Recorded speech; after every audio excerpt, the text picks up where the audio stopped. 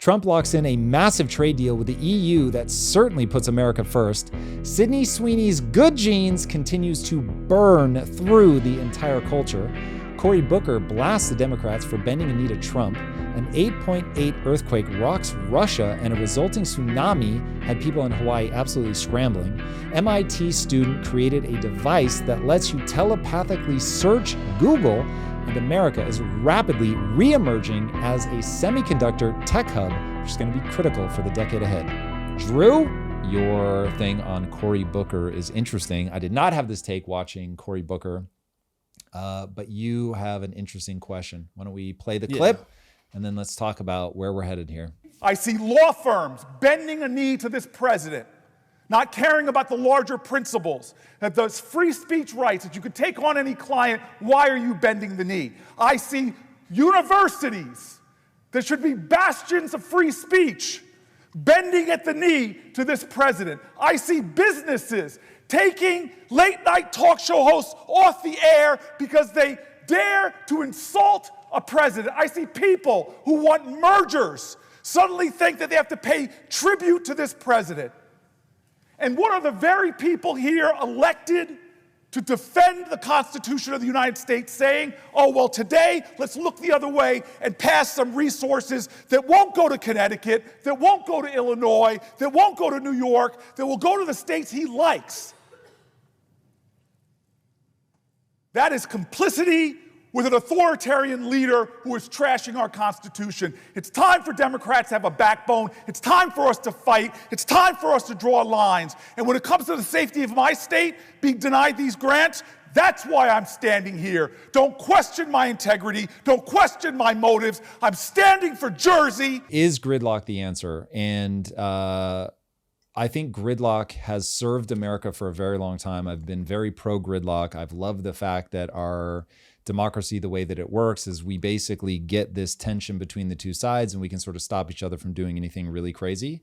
I think that it's breaking down now that we're in a tribal moment and there is no like, oh, here's the thing that we all agree on, and those are the thing that gets moved forward. The very second it's being brought to you by the other side, it's the devil incarnate. We could never do that. Like, we can't be seen as being on their team.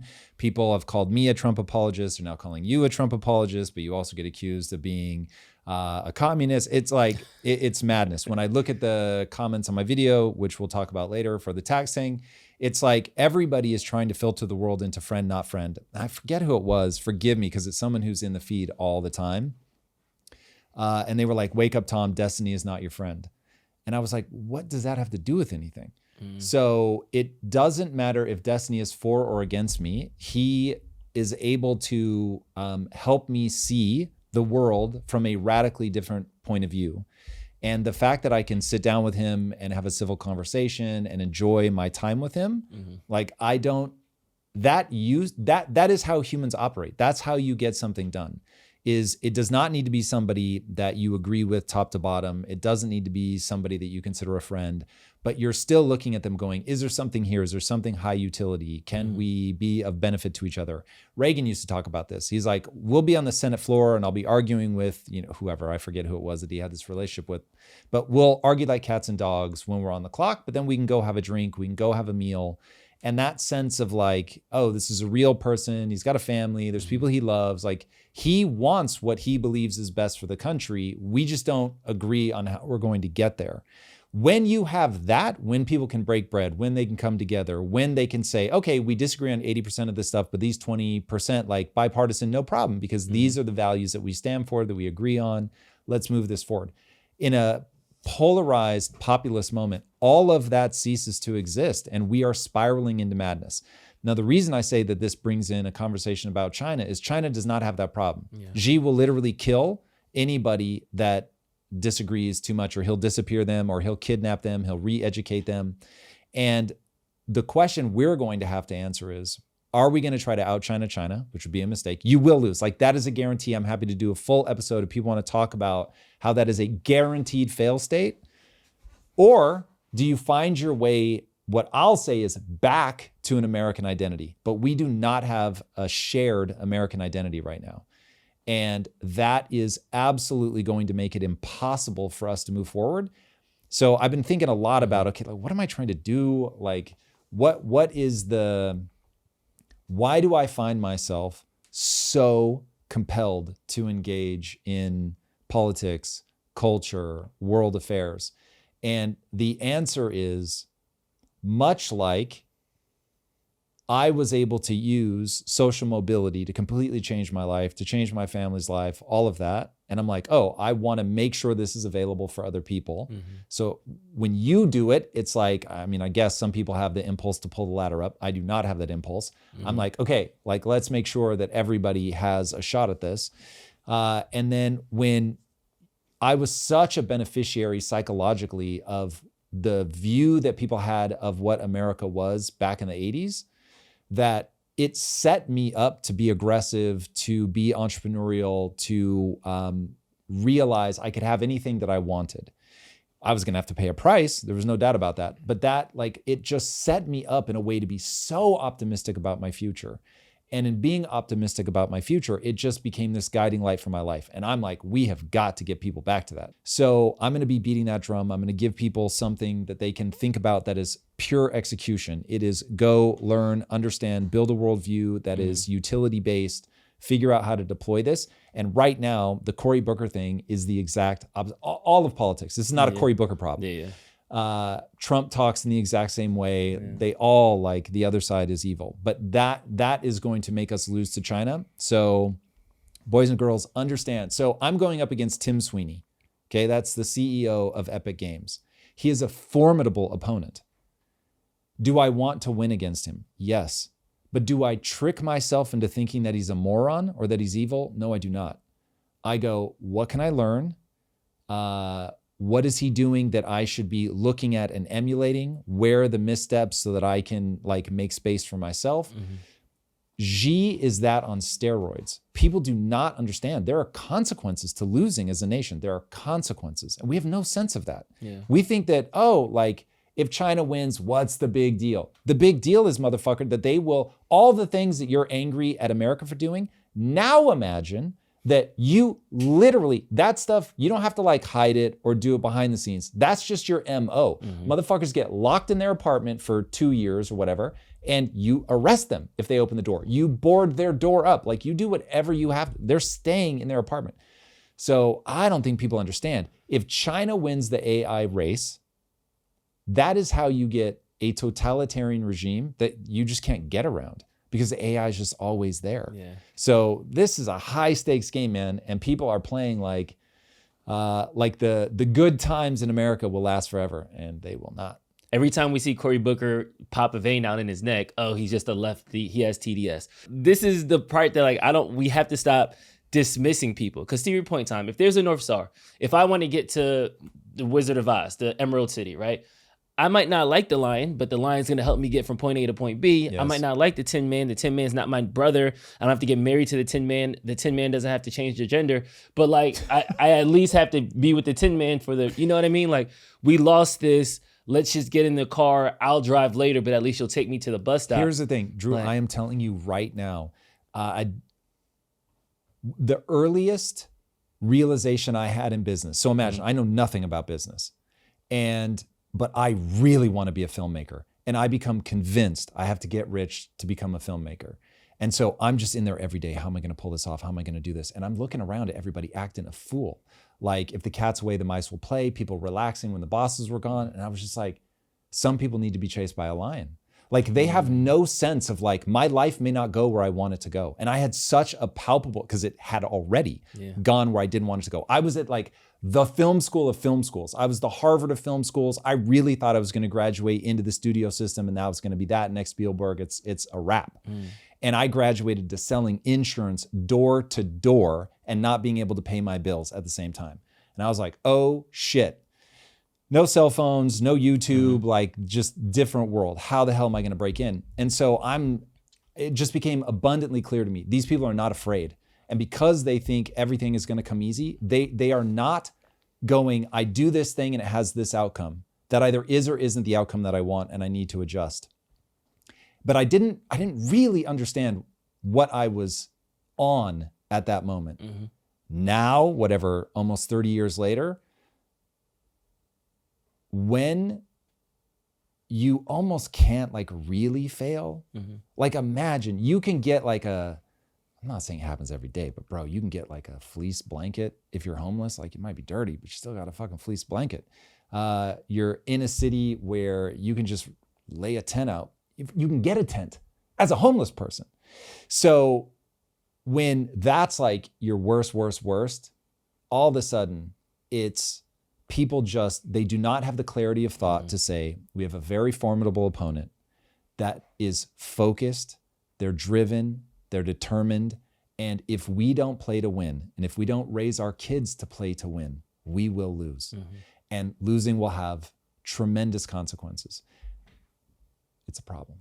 This makes me want to jump into the Sydney Sweeney thing, because I thought we were just talking about jeans. I thought it was going to be a bunch of titty jokes. And Dude, that's when I went down the rabbit hole. I was going to say, if you haven't gone down the rabbit hole, it is wild. The number of people like legitimately, because I thought, okay, this is going to be obscure where it's like you hear people saying, oh, people are saying it's Nazi propaganda, but then you can't find it. Yeah, exactly. This was like reel after reel after reel after reel of people saying this is Nazi propaganda, like actual Nazi propaganda. What?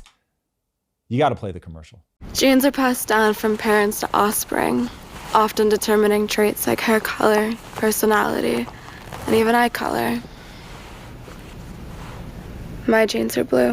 Sydney Sweeney has very genes. There is a phenomenal Shakespeare quote. There is nothing either good or bad, but thinking makes it so.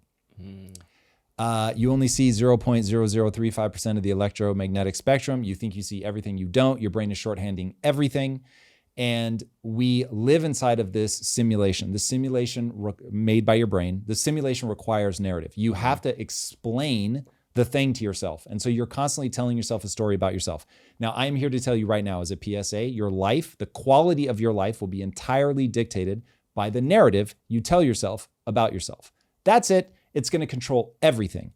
Everything is downstream of what you believe is possible. This is why I call the only belief that matters, the only belief that matters. The only belief that matters is if I put time and energy into getting better at something, I will actually get better. From that one belief, everything else changes. Because if you don't believe that, then you're always on the back foot. Life is about playing the hand of cards that you were dealt. If you can get better, then it's like I could make a new game, I could get a new hand of cards, I can do whatever I want. And the way that your behaviors will cascade down from that decision, and it is a decision, that decision that you make about which of those two things is true is wild. There is a Einstein quote where he says, the most important decision any man will ever make is whether he lives in a friendly or a hostile universe. And what I love is, as he said, it is a decision. Now, what they're all trying to get at is it's a narrative. You're going to tell yourself a story. We have started telling ourselves a story about Europeans, about white people, about America that is all bad all the time from top to bottom. And good luck pointing to any culture where you are not going to find horrors upon horrors. What you will find, though, are people that tell them an empowering story about their culture and people who tell themselves a disempowering narrative about their culture. And America is destroying itself because we have allowed to take hold a disempowering narrative. There's just no way around that. But as Douglas Murray pointed out, do you really want to back white people into group identity? Does that really, like, history doesn't show you enough that that game doesn't play out well? It is so dumb to back groups into race-based identities. Any group can do it, and it's just as stupid when they do it. I'm telling you, read about Xi Jinping. You just see how this is like behind the scenes. He's like, okay, we have to, first of all, propaganda is a must. Second, we have to tell a cultural narrative. He doesn't say regardless of truth, but that's his punchline. Regardless of truth, that makes people feel good about China, that makes them understand that we are basically heaven mandated to be the center of the world.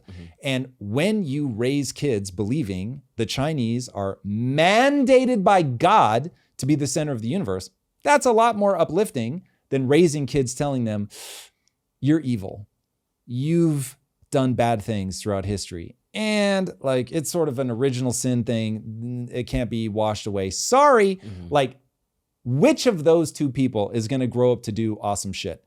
If you overcome the you're a bad person narrative, it's because you finally just go, I'm going to lean into it. I'm going to go all the way. I'm gonna be more like evil than the most evil so that I can feel good about it. I am the one who knocks, to make a reference to Breaking Bad. You get that person, okay? That's no fun. Or you get the person that's like, damn, like I don't feel good. It's somebody else's turn. And now you lose entire crops of people who are not pushing, trying to be better, who are not trying to do the very thing that evolution has set us up to do, which is to see how far can we take our own abilities. And man, if people don't think that that is going to have catastrophic consequences, they are out of their minds. Then it gets frustrating because then you see the Calvin Klein ad from the 80s and Brooke Shields did the same thing. So you can tell that this was a reboot of an ad and people don't even realize they're getting mad at a redone ad. Like, the secret of life lies hidden in the genetic code. Genes are fundamental in determining the characteristics of an individual and passing on these characteristics to succeeding generations. Occasionally, certain conditions produce a structural change in the gene, which will bring about the process of evolution. This may occur in one or more of the following ways.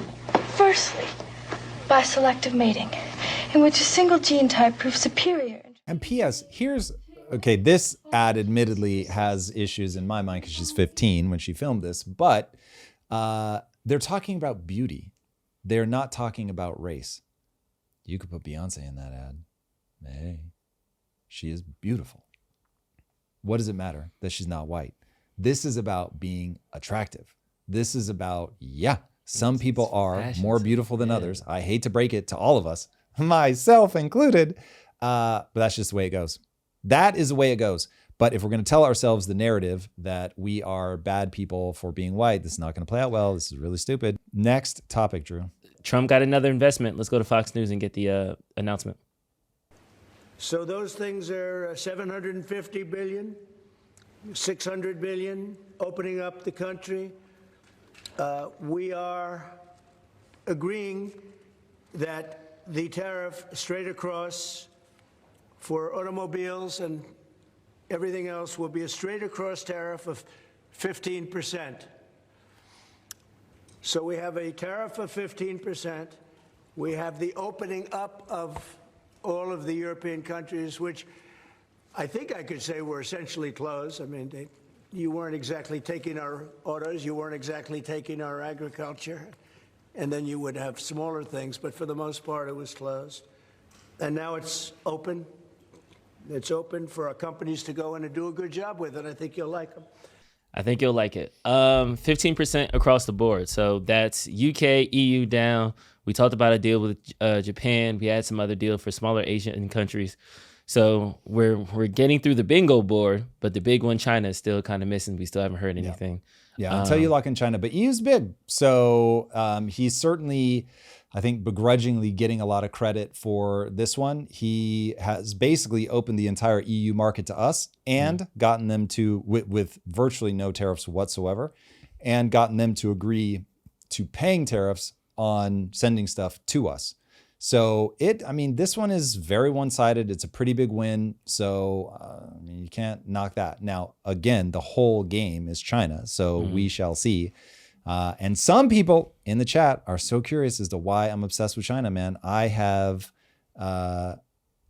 tried to express myself over and over and over. Sorry, Mike, if you feel like he's a troll. People are saying I'm feeding the trolls. We'll get back to the show in a moment, but first, let's talk about what I use personally to power up for our morning live streams.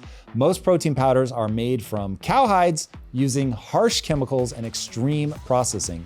But Paleo Valley bone broth protein is made from actual bones, the way it should be. This is literally what I eat right before we go live on the morning live streams. One scoop gives you 13 grams of premium protein from 100% grass-fed beef bones, no hides, no cheap fillers, real bones. The collagen from bone broth boosts your metabolism and supports gut health, which means better digestion and more sustained energy. Plus, it's building supple skin with better hydration from the inside out and natural wrinkle defense. Right now, Paleo Valley is running an insane deal. Buy one, get one free on bone broth protein. Make sure to click my link below to get the buy one, get one free deal on the bone broth protein. And now, let's get back to the show. Yeah, I see a lot of people are talking about the increase in cost that this will eventually lead to. It could. Kevin There's no doubt. O'Leary kind of grounded it when we talked about the VAT tax example, and I think that is Yes. something that Well, helps okay, me. so let's look at the good and the bad. So the way that a VAT tax works is the government is saying that, like, if you're making a leather jacket, that you get the raw goods. The raw goods is bought by the person that tans the hide or whatever. And so they did a thing to add value to the leather that you got from the cow. So they're going to pay a tax, the value added tax. You were taxed on the value that you add. Because let's say that you bought the rawhide for $50, but you double its value by tanning it. So now it's worth $100. So you're going to get taxed on the $50 increase. So every step, somebody adds a button. How much did the button add? They get taxed. So it's a way for the government to make sure that they get their piece, whether or not you end up selling it in the retail store or not. So now everybody gets to reclaim the step before them. But anyway, they end up getting their roughly, call it 10% of the value that was added to the object at the time of sale. They've been getting it all along the way.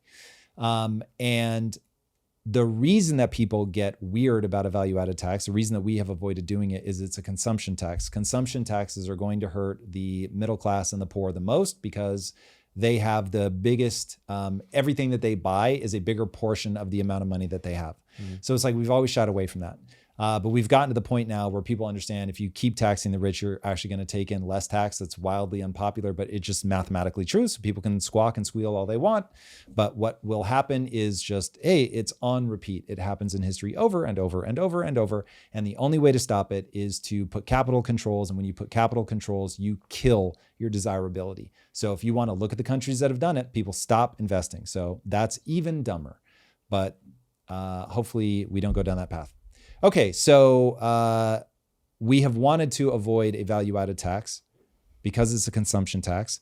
But the good news about a tariff-based consumption tax is it is almost always shared between the exporter and the importer. So people always think, well, the price is just going to be passed on to the customer directly. And it's usually not true. First of all, both sides will absorb as much as they can because they set their price for a reason. So they'll absorb as much as they can. So you really are getting it from the business. So people that have beef, I don't understand because you want businesses to be taxed more. Well, here it is. And then the consumer will possibly take a slight increase, but they only pay that increase if they want to buy the good. So there are certain goods where you'd be up in arms if you're being charged a tax on. So essentials, that's why you want to make essentials in your own country so that you can avoid that. And then if somebody prefers the thing from the country, well, then you accept, I'm willing to pay this premium on this thing. And if you're not, you've got your option there in country. And this is why globalism, it hurts to go from globalism to protectionist. Going from protectionist to globalist, which will happen again in whatever, 30 or 40 years. So hang tight. But going this way sucks, but you do need to reshore some of your manufacturing so that you can stop having the tariffs. But this is the game. So it won't be just entirely passed on to people. That's the punchline. Yeah. And we have had reports now that that tariff number is at 160 billion, money that we have been coming in through this. So for money that wasn't there at the beginning of the year and that has been generated through these actions, although aggressive and without our biggest trade partner, so we can only see that number going up, that is looking promising if that could be a sustainable amount. And just like you said in the tax video, like the amount that people are actually paying in income tax isn't nearly as much as we think. Dude, So it is wild. The bottom 50% only pay 3% of tax. It's crazy. Say that one more time. The bottom 50% only pay 3% of the total taxes taken in by the U.S. government. 3. I was shocked by that. That is wild. Yeah. Now, that also speaks to the horrifying inequality. So I do not want anybody to think that I've somehow changed my tune. Inequality is not only terrible for people, terrible for the country, it's dangerous. It kills social mobility. Like, it is literally bad from top to bottom. When inequality gets this bad, there's no benefit to point to. So you have to find your way out of this. We all know my stance. No more money printing, no more debt. Okay, we were talking about this off camera, and this kind of shifts to like tariffs and social mobility, but I'm thinking now of almost global mobility and how, you know, you're from a worldly family. People in Britain, they come to the U.S. People from Greece came to Britain. As a side note, that was one of the most glorious things about going to this wedding. Traveling, multicultural. Yeah. It's dope, man. Yeah. This is why I love being in America. But we got to find that unifying narrative. Anyway, marriage brings people together in a beautiful way. Yeah, but seeing like that the world is bigger, that there are other industries, other cultures, other societies, and things like that. Just in general, is there a way that we can increase global mobility? And I'm trying very hard not to sound in like this moment. Yes, like no. It's just because we have to get through this moment. That's not a release valve we can let go. Like the only way for me to stay sane and to step in front of a camera is to understand that the things that I say now will take a generation to play out. If I keep my eyes set on that, which is the very thing I'm trying to get America to do, you are up against a formidable foe worthy of your respect that thinks in 20, 30-year increments. And they're constantly dialoguing behind the scenes because it's just the political party. They talk to each other. I mean, there's thousands of people. But they communicate, okay, look, this is what the next 10 years is. And then after that, we're going to do this for the next 10 years. And so they've got these really long-reaching visions that they just plan for and then they execute. And so what I want people to start doing is contribute in a way where you will plant a tree under whose shade you will never sit. While I would love to live an extraordinarily long life and sit under all these trees that I'm planting, I'm okay if I don't. I want to help every country find their mojo, but obviously, because I live in America, I want to see America get its mojo back. And we have to understand that when you're raising a kid, they're going to be a 3-year-old. And there's nothing to do about that. You got to go through the terrible 2s. You got to let them throw tantrums in their 3s. Right? To get to the 7 and 8 where it's like really kind of beautiful for just a second. And then they get to 13 and they are going to reject you. It is known before it happens. Mm-hmm. They're going to reject you. And then they're 25 and they're going to come back and they're going to realize if you raised them well and you weren't abusive, blah, blah, blah, they're going to realize, whoa, you were right about a lot of things. Thank you for giving me this platform. So this is all predictable. Mm-hmm. Populism is predictable. Inequality is predictable. Like, this is a math equation. Mm-hmm. The debt makes it impossible. It creates the wild inequality, which people can see. So that makes them feel bad. We're wired to hate that. It also makes social mobility very difficult. And so when you have moments of tremendous debt, tremendous inequality, you are going to end up in a populist moment. When you're in a populist moment, everybody is on a tribe. Everybody thinks they're fighting for their lives.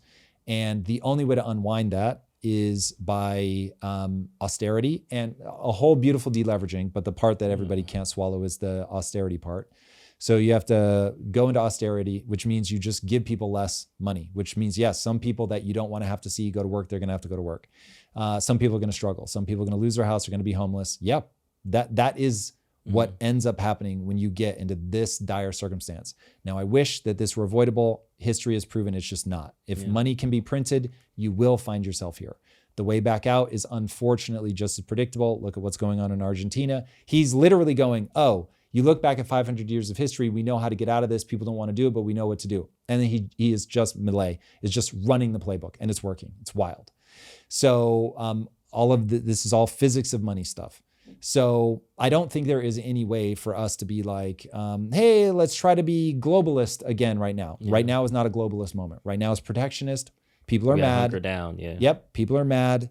The world really is rigged against them, and they're going to unrig it, no matter what they have to blow up, destroy, no matter who they have to kill.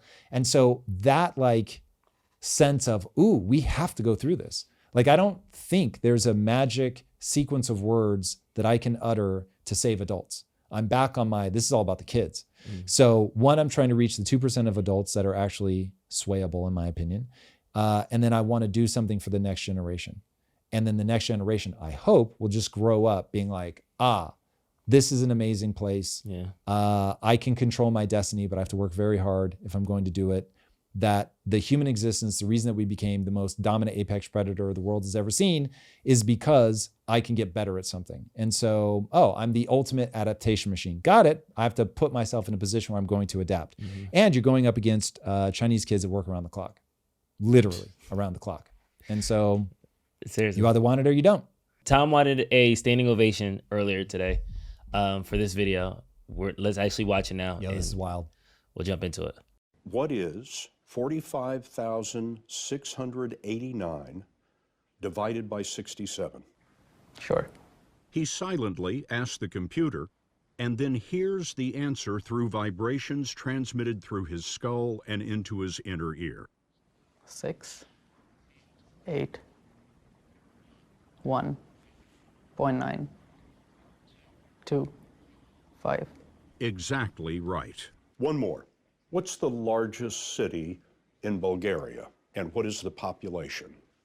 The screen shows how long it takes the computer. He's literally just thinking this. I'm guessing it's picking up like the impulses that he's sending to his vocal cords or something, because it's not reading his brainwaves. I can tell that by where it's placed on him, but it is very interesting that he's able to both ask and receive the answer without anybody else hearing. This is crazy. The stuff that is available right now today is very impressive. So you can, it looks ugly and it looks awkward, but you can right now today telepathically ask Google a question and telepathically receive the answer. Like he's hearing it, but nobody else is. That is, this is, yeah, Femboy is scared, understandably so. Understandably so. It's cool, but I think that's where I kind of end up is like, what's the factor outside of the coolness? Like in terms of what's it going to do why to do I society? need to telepathically talk to Google? But I guess it's the implication of a telepathic device. Well, now you just have the answers. Like once this is at the speed of thought, you just think, what is this thing? And it's as if your own brain hands you the answer. So now what will be the consequences where you have augmented memories, you have augmented knowledge? I like to think it plays out like the Matrix, where you've got a thing that you want to do in real life, but you need that knowledge. But the knowledge is really just meant to facilitate a thing. It's not like I have the knowledge and I'm this passive zombie. Like when I'm writing the deep dives, I'm learning the topic, but I'm engaging with AI. AI speeds up the learning process by, 5x, 10x true. It's unbelievable. If you go back to when I was in high school and you had to drive to the local library, now I'm like trying to go through newspapers and books and stuff like, oh my God. Got everything laid on the yeah, table. like you're getting the microfiche and you're like scanning through like, dude, it compared to that, it's 100 times faster, 1,000 times faster. It's unbelievable. And so it's upping the amount of things that I can do. And so when gaming just is always such a stark reminder for me, what we're able to do with Project Kaizen versus what somebody would have been able to do back in the 80s or 90s is like games were pixelated for a reason. The technology just didn't exist. And as the technology improves, it unlocks what people are able to do. So it's the same people. It's probably more people working on the game, but it's people of the same intellectual capacity. But now with all these tools at their disposal, they're able to push things and push things and push things.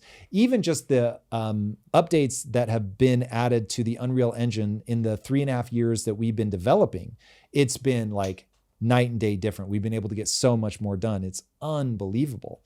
So this is yet another technology that if you're pointing it at something that matters, it's going to unlock human capabilities, the likes of which we can't even predict yet what it's going to allow us to do. Is it going to give some people brain rot? Of course. There are people that abuse everything.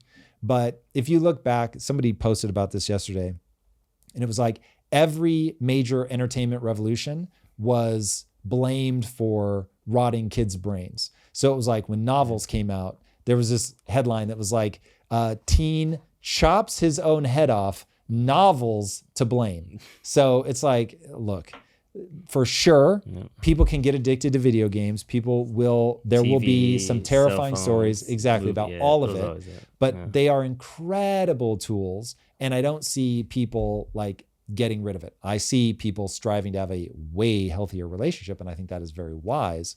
But the things that they let you do are just incredible.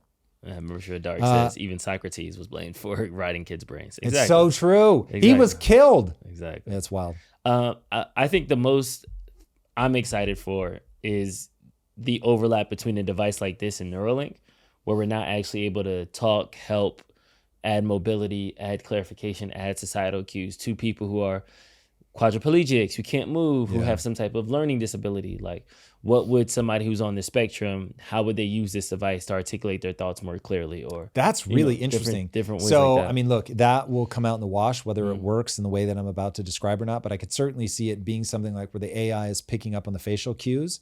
And so the AI, which can read very subtle cues, is telling you they're happy, they're sad, they're frightened, they're withdrawing, whatever. And so you get some sort of vibration pattern that you know, oh, that's the happy one. So it's like, oh, I'm making them happy.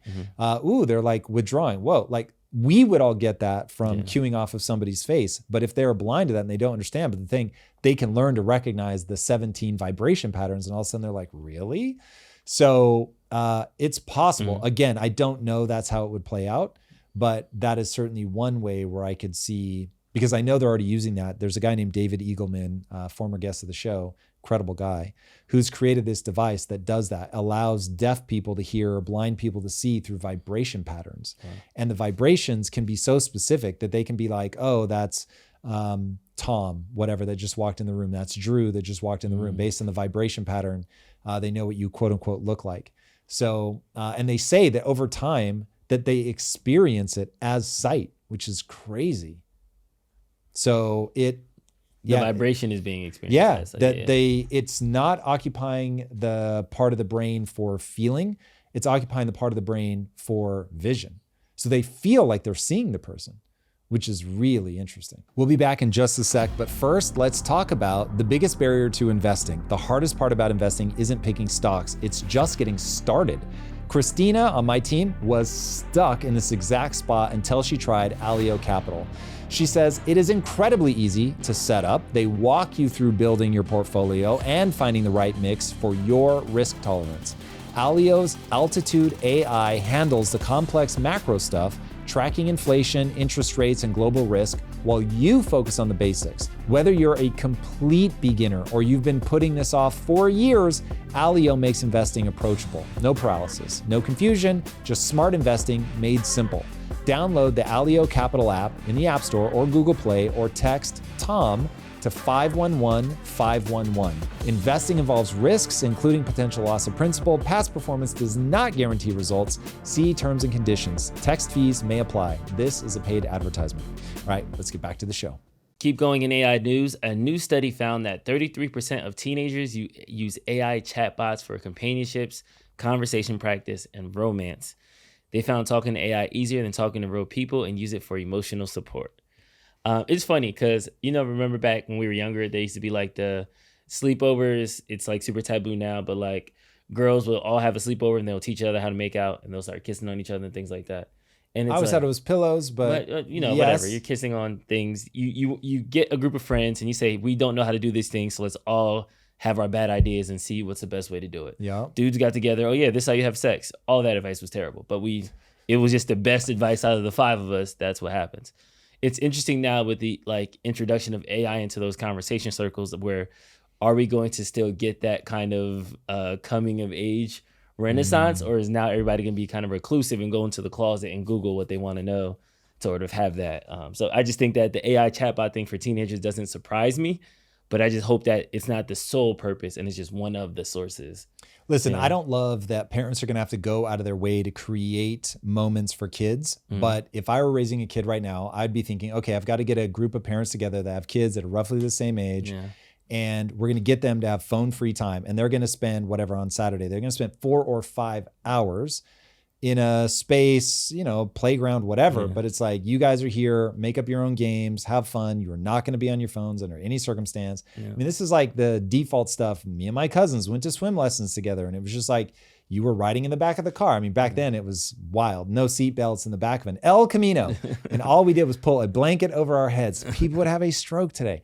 But that kind of stuff where you're forced into groups. I was picked on relentlessly because I was the youngest and had gigantic ears, and you just have to learn to deal with it. And it's like, well, it's either going to break me or I'm going to figure this one out. And you need to put kids in that space. So I don't mind them. In fact, I think it's awesome that kids can have relationships with these characters. There's IP that is profoundly important to me that helped me build my values and all of that stuff. So we are a storytelling species, but I don't want that to be the only method that people have to interact. partly because, man, some of it is just the things that you do as a kid, they are going to be so meaningful to you as an adult. Like there's just no way to recapture that. I think about this with parents where kids had parents that were abusive. It's like that sense of being unmoored, that you don't have a positive memory about somebody going to the wedding that we went to over the past weekend and seeing like my wife around her parents and the people she grew up with and her siblings. Like there just really is something special about like the brain development that you're going through is so profoundly different when you're a child, and it locks things in a way that can never be replicated as you get older. There's a great line in the Stephen King novella, The Body, which was turned into Stand By Me, the movie. And he says, you'll never have friends like the friends you had when you were 12. Now, whether he knew it or not, he's referring to a brain development cycle known as the age of imprint. And so you push away from your parents for the first time and you like really bond with your friends and you start learning about culture from your friends. Your parents are never going to teach you about like the specific culture of the here and now.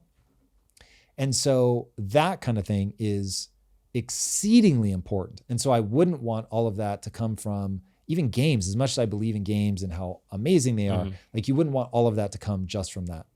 Elon Musk tweeted, Samsung's giant new Texas fab will be dedicated to making Tesla's next generation AI 6 chip.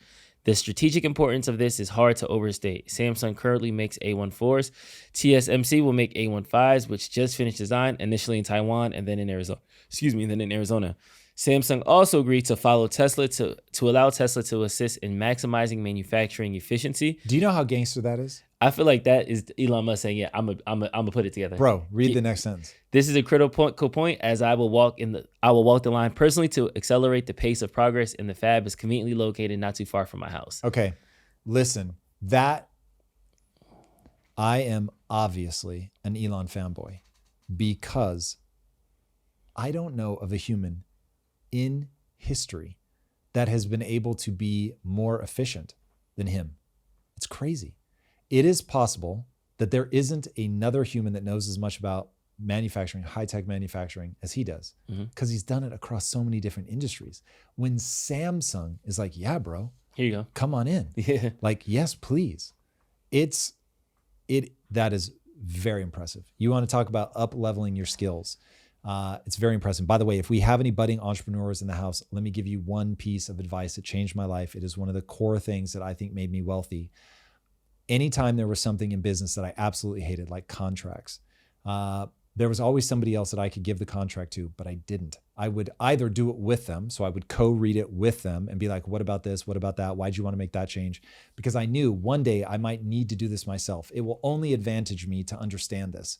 Do that. Lean into this stuff. Find out the cause and effect of like every important thing. Don't chase nonsense, but figure out what the important things are and chase it. And so that is exactly Elon, getting to the engineering of things, sleeping on the floor of the production facility, learning how these things connect so that you can get to the point where you can walk into your partner, one of the biggest companies on planet Earth, and say, don't worry, we can help you be even more efficient. It's incredible, by the way. And that's also how you make American manufacturing more the place that people will come to get things manufactured, because you're passing that knowledge around. Now, guaranteed, he was doing that in China with the Tesla factories, but now doing it in America, this is a good thing. This is a very good thing.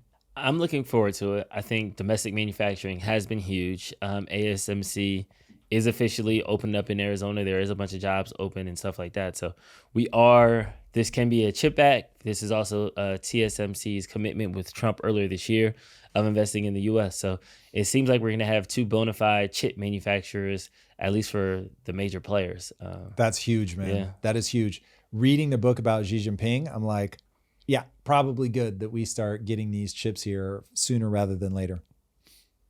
Yeah, I really want to get the author on. I think it'll be very interesting. He's a ambassador to, is he the Australian ambassador to America right now? I think he is.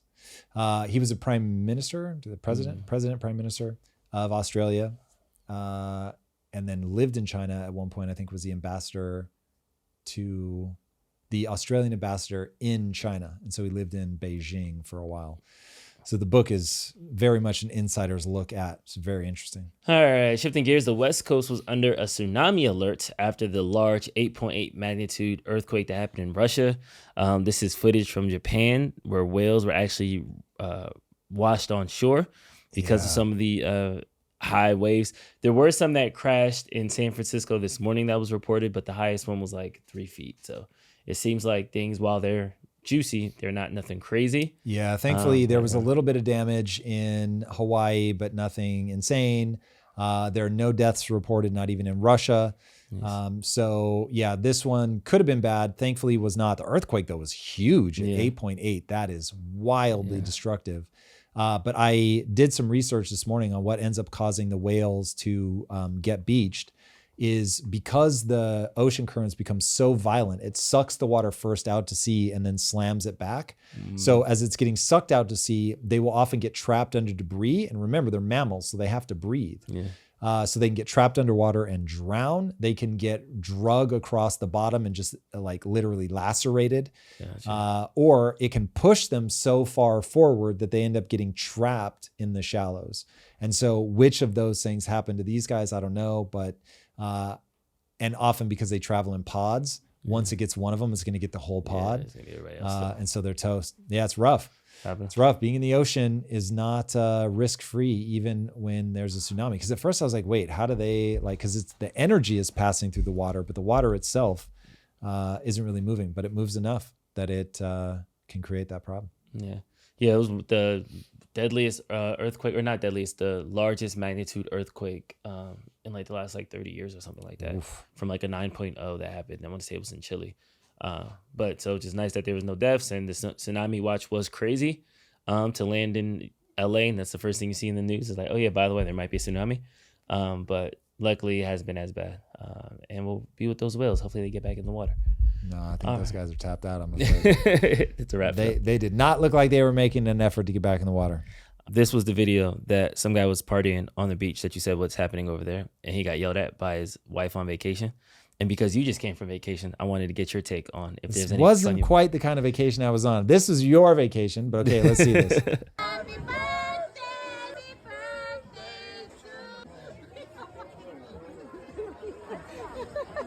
I don't think so. Okay. I don't think so. Who she talking to? She got the right one today. What just happened? Was there something that happened off camera, or she's literally got beef with him resting up against her her husband thigh, talking to a stranger in the pool, singing "Hey Birthday," and then, dude, that is a level of insecurity that is so unappealing. I don't get this. I'm not wired for that. Like if I saw Lisa with a jacked guy with $250,000 worth of jewelry around his neck that flew in on a private jet, like richer than me, bigger muscles. Dude, if my wife is having a good time, I am not about to freak out. Now, if she's groping him, then I was about to say, no way, beef. you are way too cool for this. Dude, there got to be a line. Okay. Of course there's a line. Okay. But it's like to be playful or flirtatious, like that is so, that's insecurity. It is not a good look. Like if you want to take your husband to the side and be like, hey, I just want to express, I love that. Here's the thing. Remember, my wife and I speak in insecurities.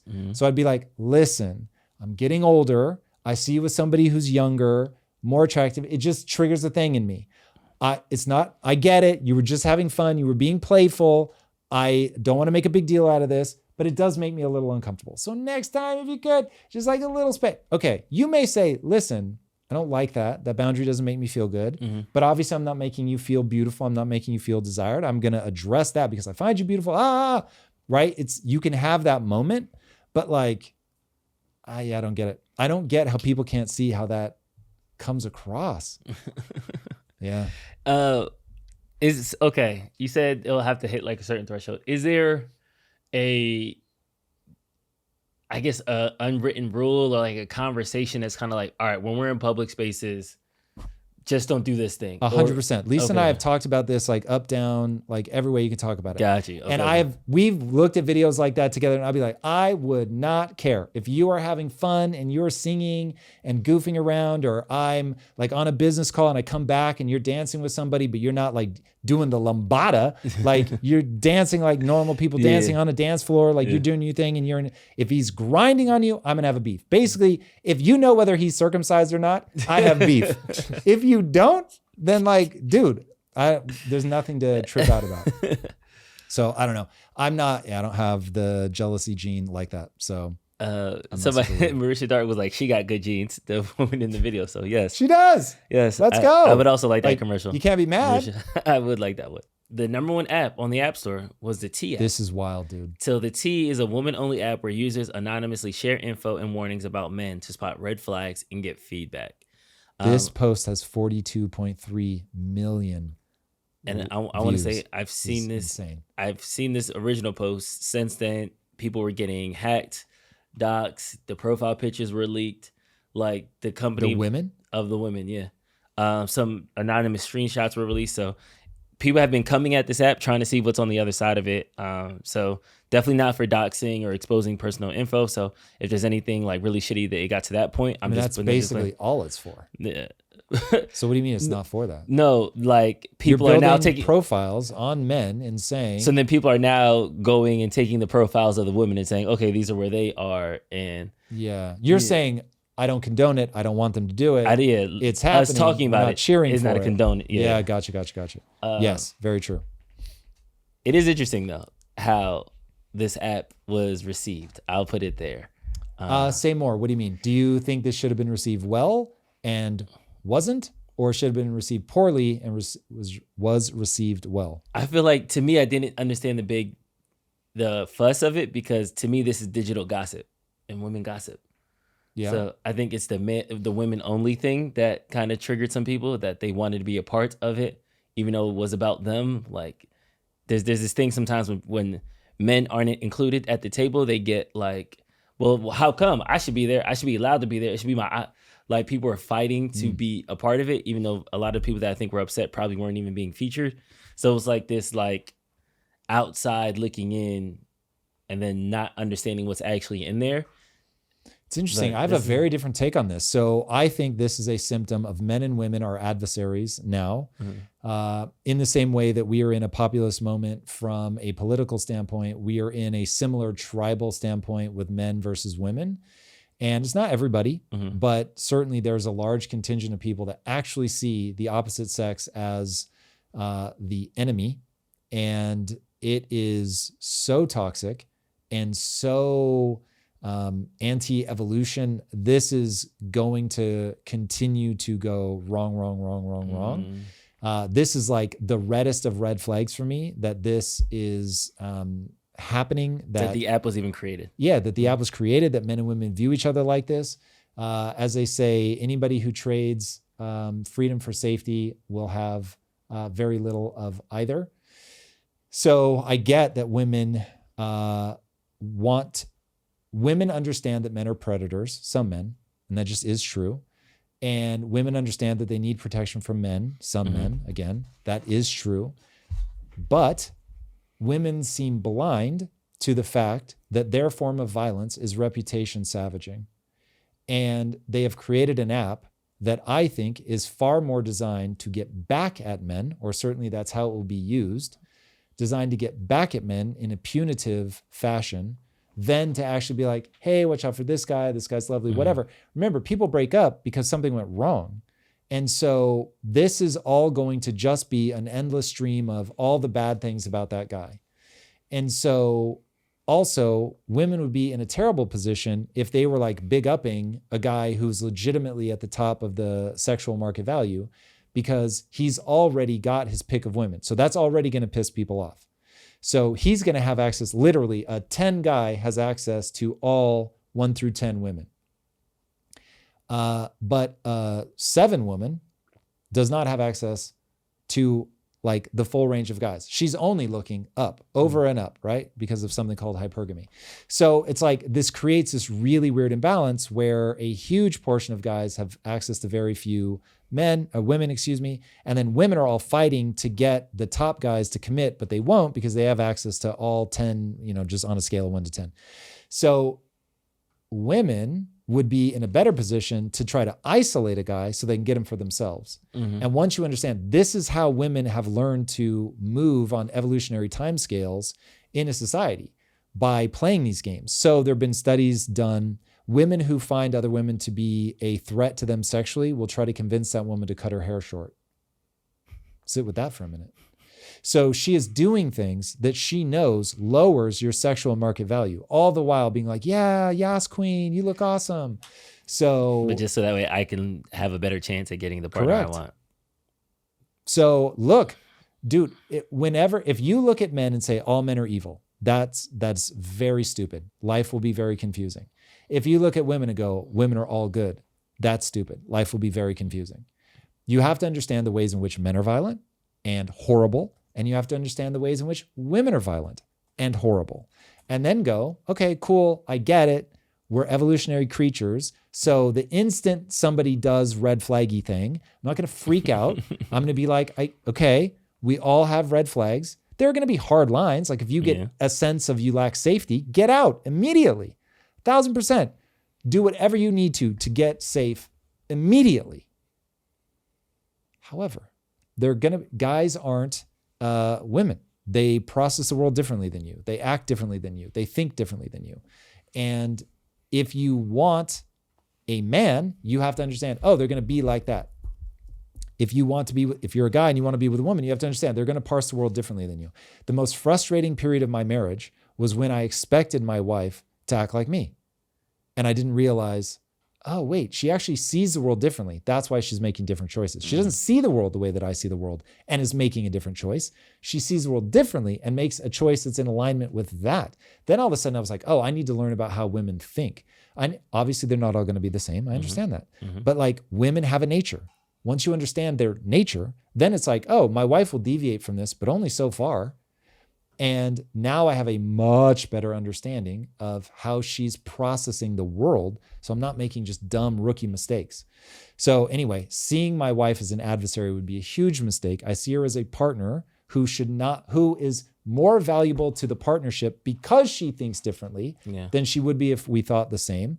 We need to have the same core values. That's very important. And we spend a lot of time making sure that, first of all, that we started with roughly very similar core values. And over time, we've shaped each other to make sure that we share core values moving into the future. But yeah, seeing each other as the enemy is wacky. All right, everybody, it is that time. Thank you guys so much for joining us.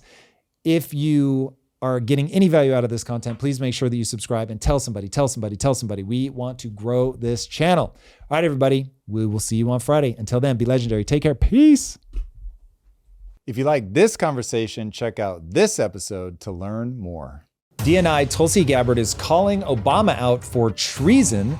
Zelensky is facing large protests in Ukraine. The UK is doing a nightmarish test of individual carbon credits. Hunter Biden goes completely rogue on Channel 5. France declares